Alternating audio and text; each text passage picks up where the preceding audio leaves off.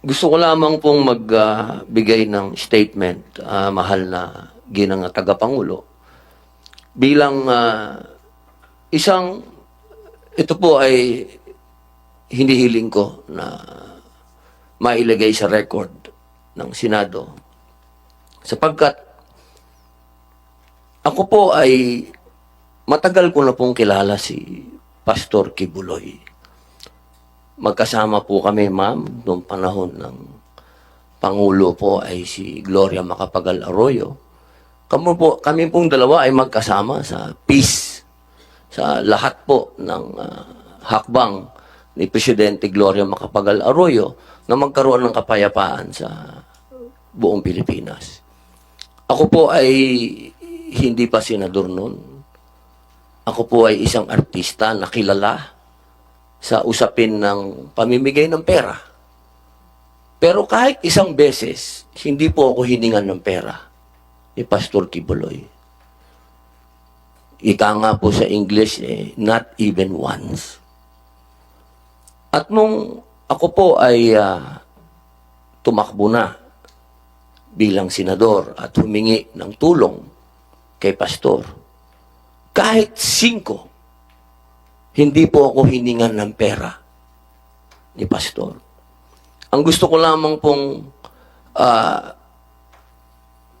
sabihin sa ating pagdinig, kung ang ating pong mga matatapang na mga witness ay nakakapagsalita patungkol kay Pastor Kibuloy, ako din po ay malayang magsasalita na hindi po ako kailanman kahit na sino sa Kingdom of Jesus Christ hiningan ng pera.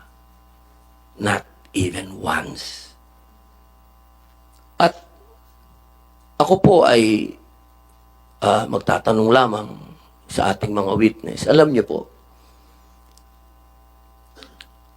ako po ay gumawa ng isang pelikula laban sa New People's Army. Ito po yung Memoirs of a Teenage Rebel. Marami po sa mga kasamahan ko na gumawa ng pelikulang yan. Kaparehas po ninyo. Nagsalamin, nagtago, hindi nagpakilala. Pati yung direktor namin natakot. Pero alam niyo po, nung tinanong nila ako kung ako ba'y magpapakilala, ang sinabi ko po'y opo. Hindi po dahil sa hindi ako natatakot.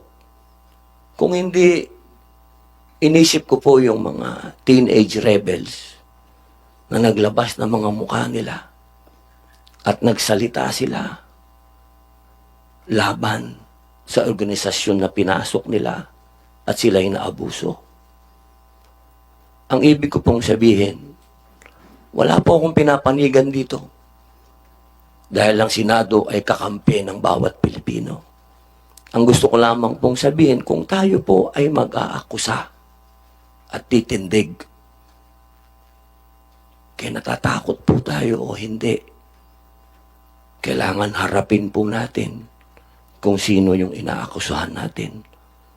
Nang nakikita po yung mukha natin at kilala tayo. Dahil yun po ang matatandaan ng susunod na henerasyon kung paano tayo tumindig. Yun lamang po. Maraming salamat po, ginang tagapangulo. Shukran, Senator Robin.